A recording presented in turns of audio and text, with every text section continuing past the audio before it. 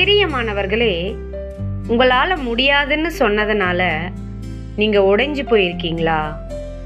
இன்று தேவன் உங்களுக்கு தரும் வார்த்தை 1 நாளாகமம் 4:10.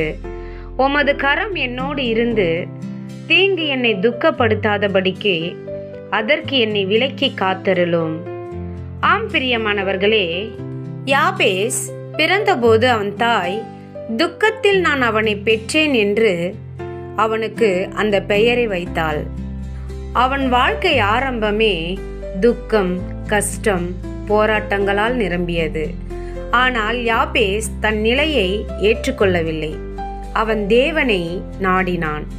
ஒரு நாள் அவன் முழு மனதோடு ஜெபித்தான். கர்த்தாவே, நீர் என்னை ஆசீர்வதித்து என் எல்லைகளை விரிவாக்கி உமது கரம் என்னோடு இருந்து தீங்கு என்னை துக்கப்படுத்தாதபடிக்கு என்னை காத்தருளும் என்று வேண்டினான்.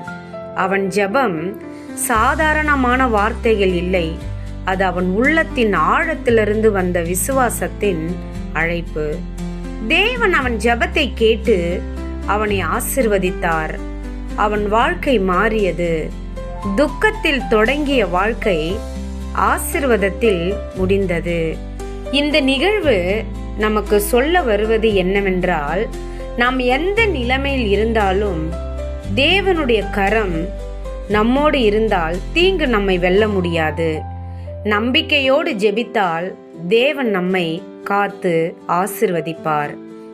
ஆம் பிரியமானவர்களே, யாராவது உங்களை குறை பேசினாலும், வாழ்க்கை உன்னை தள்ளிவிட முயன்றாலும் அதுவே உன் முடிவு அல்ல. ஜனங்கள் சொல்வது உண்மையும் அல்ல, தேவன் சொல்வதே உண்மை. நீங்கள் இன்று எவ்வளவு துக்கத்தில் இருந்தாலும் தேவன் அதை ஆசீர்வாதமாக மாற்ற முடியும். உங்கள் நிலையை குறை சொல்லாமல் தேவனை நாட ஆரம்பியுங்கள். ஒரு உண்மையான ஜெபம் பல வருடங்களாக நிற்கும் பிரச்சனையையும் உடைக்க முடியும். பயம் உங்களை பிடிக்க முயற்சிக்கும், ஆனால் ஜெபம் உங்களை விடுவிக்கும். நீங்களோ உங்கள் வாழ்க்கைக்கு எல்லை வைக்காதீங்கள். தேவன் அதை விரிவாக்க விரும்புகிறார். கர்த்தாவே, உமது கரம் என்னோடு இருப்பதாக என்று மனதார அழைத்து, கர்த்தாவே, உமது கரம் எங்களோடு இருப்பதாக என்று அவரை நோக்கி நீங்கள் உண்மையாய் கூப்பிடும் பொழுது தேவனுடைய கரம் உங்களோடு இருந்தால் எந்த தீங்கும் உங்களை தடுக்க முடியாது. இன்று நீங்கள் அழுகிற இடத்தில் நாளை நீங்கள் சாட்சி சொல்ல போகிறீர்கள். உங்கள் வாழ்க்கை இன்னும் முடியவில்லை, தேவன் அதை மாற்ற ஆரம்பிக்கிறார். ஆமேன்.